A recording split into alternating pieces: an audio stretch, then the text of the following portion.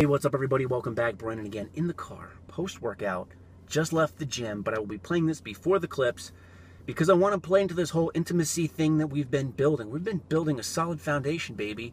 And I feel like we're at the point in our relationship where I can share some feels with you. And that's what I want to do right now because I'm feeling a little bit sensitive. So my workout did not go as planned. I did not get all of my reps on my last set of front squats, which was my main compound movement for the day. And anytime I don't get my reps, hurts my feelings. And that's because the programs I've been on and the program that I'm trying to program for myself right now is built around getting your reps and working within your means while still being challenging. So anytime that I don't hit my reps, I do get a little bit disappointed. Now that being said, I'm trying to convince myself that it's not necessarily a bad thing because in the past when I've made my own programs, I've kind of fallen into the tendency of making things a little bit too easy for myself and never challenging myself when it comes to the weights. And although I'd made progress that way, I didn't see the kind of progress that I saw in the last 20 weeks under Dan's program, where a lot of this was overly challenging, and you saw several fails during those 20 weeks we worked together. So I'm telling myself that failing is all right in the sense as I'm trying to really get a feel for the program, how I'm building it out, and making sure I am challenging myself. But again, no one likes to fail reps, but I don't think it detracted from the workout too much because, again, we're just trying to figure things out, so there's no real way to fuck it up. So let's get to the clips. There's my rant. Appreciate you guys listening. Let's get to it.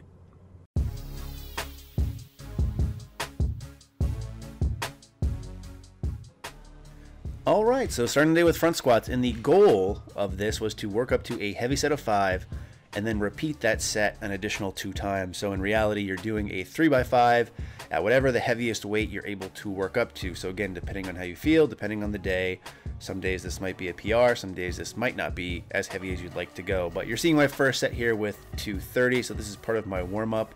From here, I went ahead and jumped up an additional 50 pounds and went with 280, again for a set of 5. Now on this, I try to give you a couple of different views here, and one of the things that I noticed on these sets today, and you'll probably notice too, is I'm starting to kind of lean a little bit forward and my shoulders are dropping a little bit. Now I'm sure a lot of you guys will say that's because of my grip, which does have a role to play in it, but typically I don't find I always have this problem.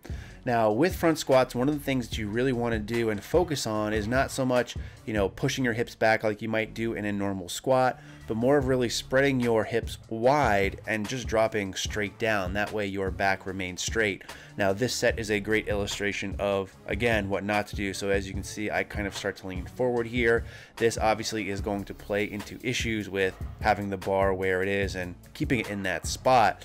Now, luckily for me, I wouldn't really have any issues here with this heavy set of 330, except for the fact that, again, I was leaning forward a bit.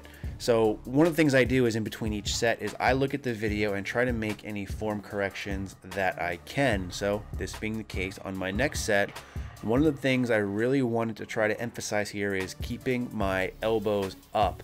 That way I really create a strong shelf there at the top and make sure that there aren't any issues. However, on this particular set, as soon as I unracked, it felt like it was off, so I actually had to check the weight to make sure that I in fact had the right weight on. So this was a little bit playing into my mind, as that's never good. I thought about, resting again for a minute or two, but then I thought better of it and said, you know what, let's just get set and let's get this set done. It's a lot of sets in a sentence, I apologize, but 330 again for 5. I feel like I do a little bit better of a job here staying upright. Again, I'm dipping a little bit, but with this, because I'm cognizant of dipping too far forward, I feel like my depth wasn't as good as it was in previous sets, and you can probably tell by my face here that this is something that's really heavy for me. And again, keeping this in mind, I did just squat about 36 hours beforehand, so this is the second squat day of the week, or second time within 48 hours, so that's always tough as well. Now here's the set that I mentioned in the actual intro itself. So again, trying to keep my elbows up, trying to keep that shelf strong, cut it a little bit shallow here, and you can see I'm trying to position myself. The bar doesn't really feel like it's in a good spot. A little bit shaky here on the bottom.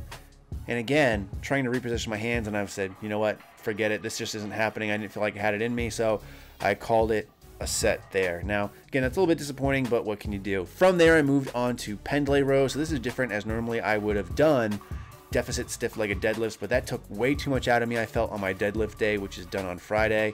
So I decided to just go ahead and skip that, and instead of doing bent over barbell rows like I did last week, I wanted to do pendlay rows just because I want to try with this angle being more perpendicular to the floor. The other style, while I feel it a lot in my lats, that's probably better for bodybuilding style type thing, so I wanted to mix it up a little bit. I also did hanging leg raises, but I didn't film it as always. Appreciate you watching. In the meantime, stay big.